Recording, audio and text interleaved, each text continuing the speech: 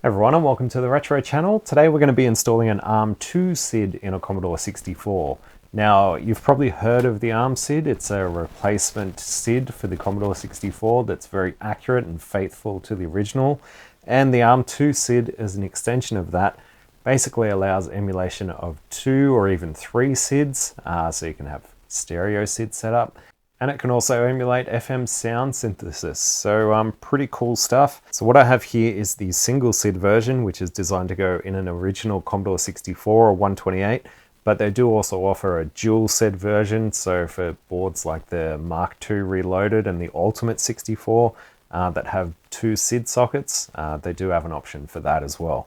Now, I will say that I'm not sponsored or affiliated with these guys. I literally did buy this with my own money. There was no discussion of me doing a video on this thing. This is just off my own back. So we'll see what happens. It comes with a little quick installation guide.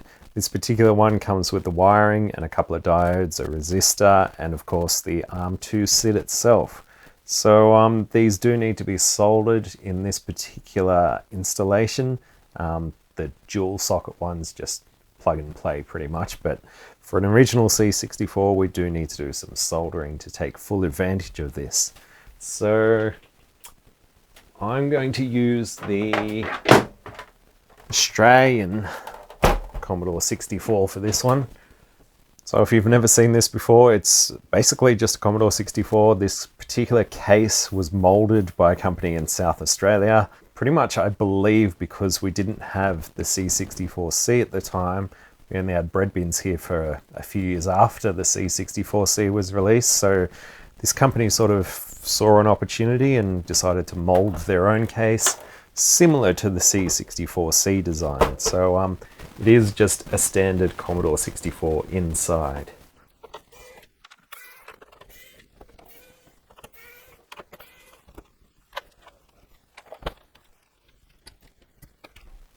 There we go. It is a 250407 board. There is currently an R4 AR SID installed. There's also a GAL PLA, but that's neither here nor there.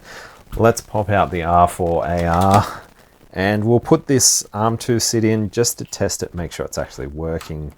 Obviously, we won't have any dual SID emulation, but we'll at least be able to know if it's functioning as a regular SID. Right, well, the machine powered on okay. Let's just do a quick test here. Now, I've already put the configuration utility and also the firmware update on my SD to IEC for this. They're available on the ARM2SID website.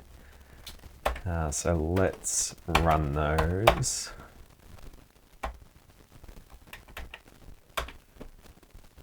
And the configuration has found the ARM2SID, so that's been detected. That is pretty much about all we can tell from here. Looks like the firmware version is on the current version, which is 3.12, so we don't have to update it. Apart from that, everything looks okay there. We'll just do a quick test. Make sure we're getting sound out of it.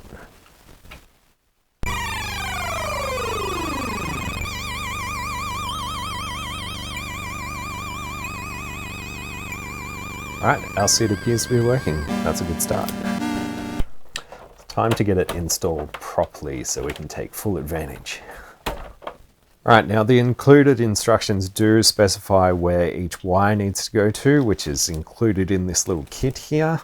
I'm actually going to use a different wiring scheme, just because I can, just to confuse people. So this is our little connector that goes on top of the ARM-SID. And it's supposed to be wired for audio write, ground, IO2, read write, A5 and A8. I'm going to be doing something a little bit different, and I've already sort of designed my own wiring scheme right here. So I used BWAC's excellent 250407 GitHub page where he's done a replica of this particular main board, and it also includes a parts locator. So what I've done is use that to locate where each of these signals go to in the general area of the SID. The original instructions use spots on the cartridge port, and a couple of pins on the CPU. So I've just translated that and worked out a more convenient location. Maybe not convenient, it's probably more difficult to be honest, but a closer location to the SID socket to grab all these signals. I think we'll start with A8 first, which will be this last wire here. So there is a wire just above where the SID socket is that I'm going to wire that to. So this one should be nice and short.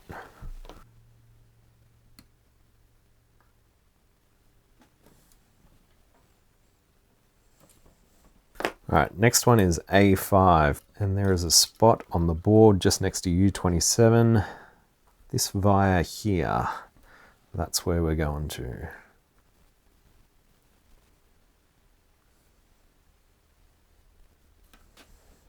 Next one is read-write, which is this wire. And it needs to go to a spot just under this C12 silkscreen mark, so it's going to be that one there.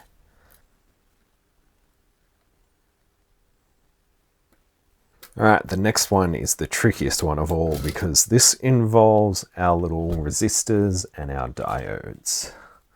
So we need a diode on IO1, a diode on IO2, and a resistor all to connect to this one wire.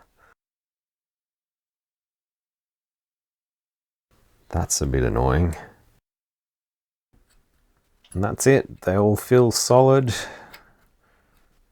All our other connections are solid. Now, of course, this is not the recommended way to connect everything. It's just the way I've chosen to do it. And yeah, you could easily screw this up. So if in doubt, follow the instructions. Don't follow me.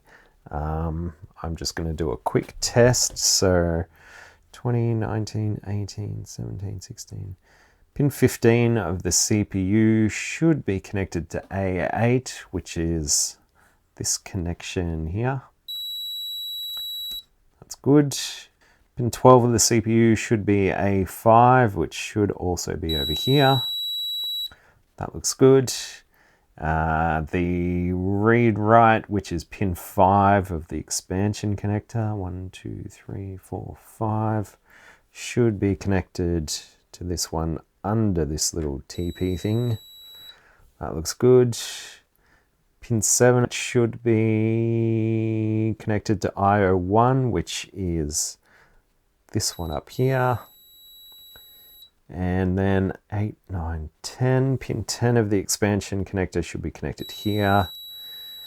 And this resistor should be 5 volts, which is pin 6 of the CPU is 5 volts. So yep, all the connections look correct the way I've done them. But yes, like I said, if in doubt, follow the instructions. Don't follow mine.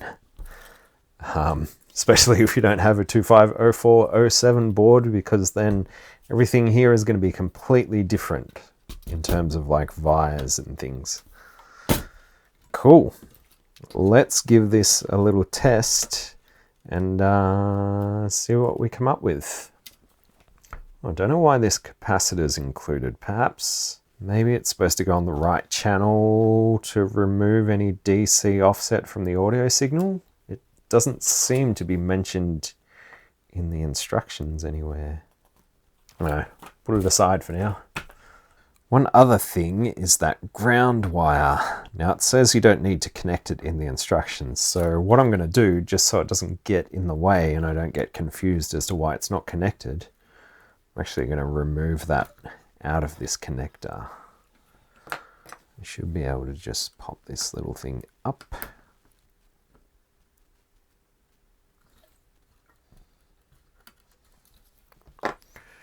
Right, this is the unneeded ground wire, so I'm just going to take the bloody thing out. If it's not needed, maybe they should leave it out. I don't know. Whatever. That's how I'm going to do it.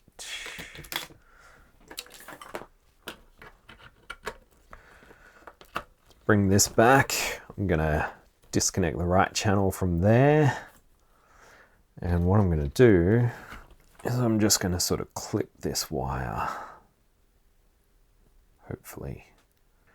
Okay, so the right channel I've just clipped to the end of this RCA connector. I think they do recommend using, I think it's pin 7 of the DIN connector, like the AV output, which would be one of these top pins, I think. I'm not actually going to do that because this is only going to be temporary for now. I do have another way of hooking up the right channel, which we'll talk about in a minute. But for now, I just want to test this, see if it works at all. Alright, the machine still boots. That's a good start. Keyboard. I actually just tried typing Lodestar on the laptop keyboard. Oh dear. I'm not going to be able to load anything without the SD to IEC. Alright, so the ARM2SID configuration utility now says more than one ARM2SID found, so I guess that's a good sign. ARM2SID left channel found at D4000 and ARM2SID right channel found at D420, so sweet. Now what do we do? Press 1.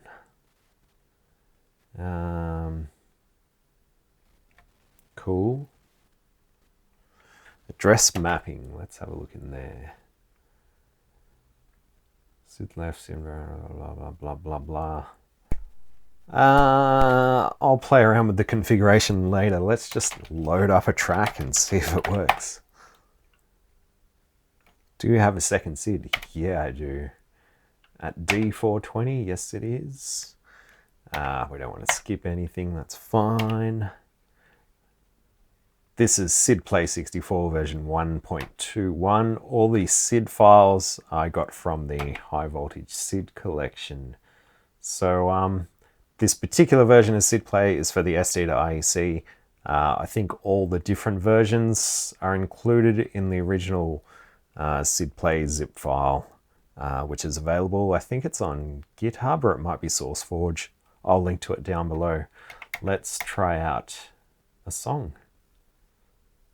May as well try the same one that we did before. Make sure it sounds roughly the same, except just in the left channel this time, I guess.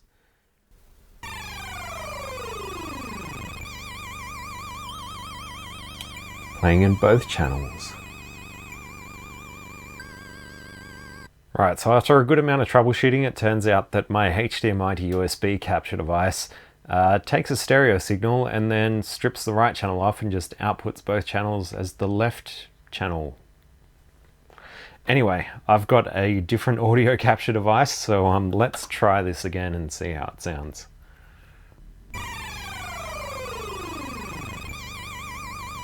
Right, that's better. So we're just getting the left channel at the moment.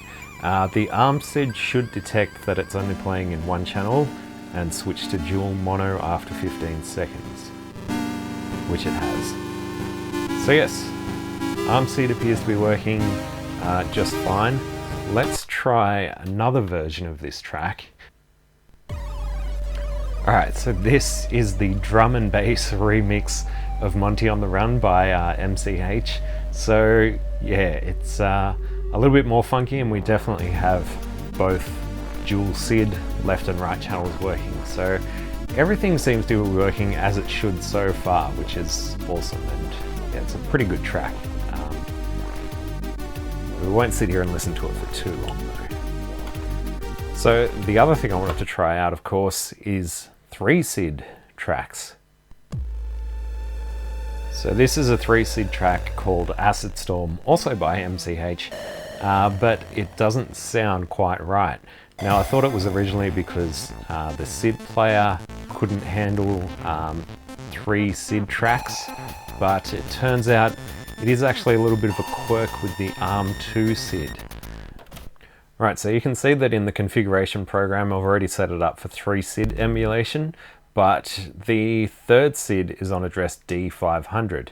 Now from what I've found, most 3 SID tracks use D440 for the third SID, but as you can see in the config program, there's not an option here. So I reached out to the ARM2SID developers and they got back to me pretty quick, and there are 2 ways to overcome this. One is that they do have most of these tracks on their website, so you can download a version off the ARM2SID website that uses D500 for the third SID. The other option is we can change one of the connections with the ARM2SID to address line 6. So when I first wired this up, we had this one up here going to address line 8 and this one going to A5.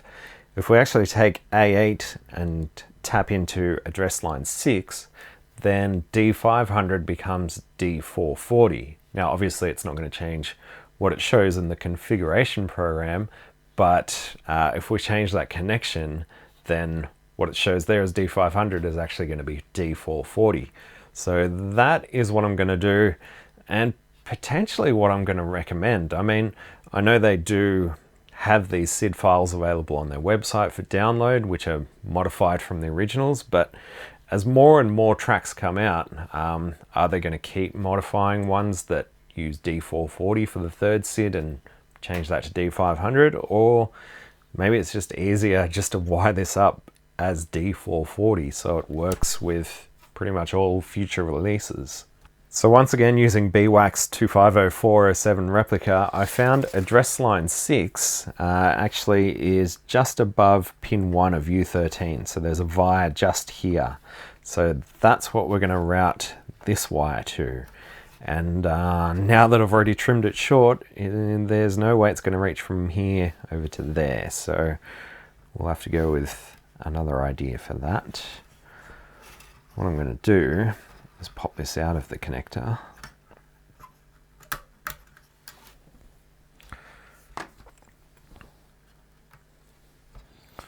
So that can just float around there for a minute. And it's kind of good that I pulled that ground wire out because it's already pre-crimped and we can reuse it for this one. And now I have a nice long piece of wire again. So I'm actually going to solder this over here somewhere. We might just loop it under these. Try and keep it somewhat neat.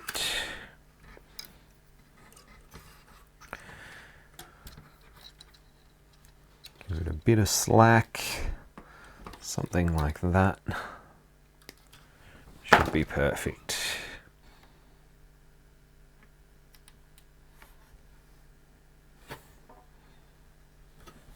And I might just remove this previous connection just so it doesn't short to something stupid. So that is a minor adjustment. Instead of A8, we're going to tap from A6. Our ARM2SID is still being found. As you can see, it still says SID 3 on D500, but that's actually now D440. When we first load up SID Play, it doesn't ask about a third SID, but this does actually work just fine. You can even tell it that you don't have a second SID, and if you play a dual SID track, it's still sending that information to D420 for the second SID. So even if you say you don't have a second SID, it'll still work. All right, here we go. So this is Acid Storm the way it's supposed to sound. And yeah, it's pretty crazy. Obviously, when you've got 3 SIDs to play with, you can do a whole lot more. Very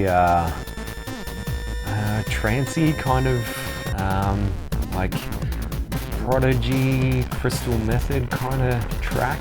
Pretty cool. Alright, so we've obviously seen single SID, dual SID, and 3 SID, but there is one more trick up the ARM2SID sleeve, and that is FM sound emulation. So like the OPL or Yamaha sound emulation, it can even play some of those tracks, and there is already a bunch of tracks out there, so let's take a look at one of those. Alright, so what I'm going to do is change the emulation mode to both, so we'll have a single SID and also the SFX module working. So now we can play something like this track, which is actually a demo track for the FM YAM. So this is kind of where a lot of this stemmed from. It was a recreation of the SFX sound expander, and they wrote this track for it, but the ARM2SID can also do this, which is very cool. I'm not sure if the sound effects expander is still available for sale. I haven't actually looked it up, but yeah, as you can hear, we've got a SID and also FM sound. So yeah, very cool. The last thing I'm going to do is just set this up purely in SFX emulation mode.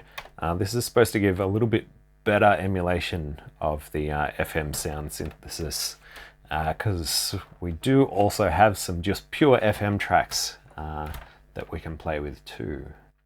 Right, so the last thing I want to look at is the Mad Lib player, which is by Zentax, and it's pretty much a disc collection of a lot of FM, either DOS or some master system. Basically the FM tracks from some games on those systems are just converted over for the Commodore 64 FM format. So yeah, this is Tyrion, the track from the first level of the game.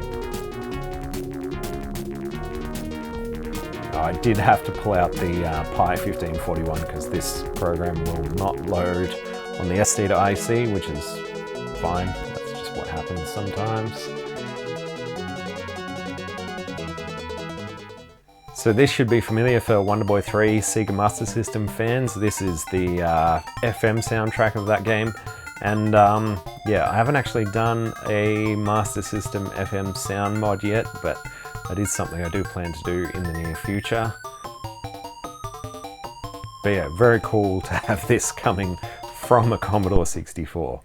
Now, for the most part, almost all games don't take advantage of anything apart from a single SID, but there are a couple of games like Super Mario Bros. 64 that does actually have a dual SID version of the soundtrack, which actually improves over the single SID version.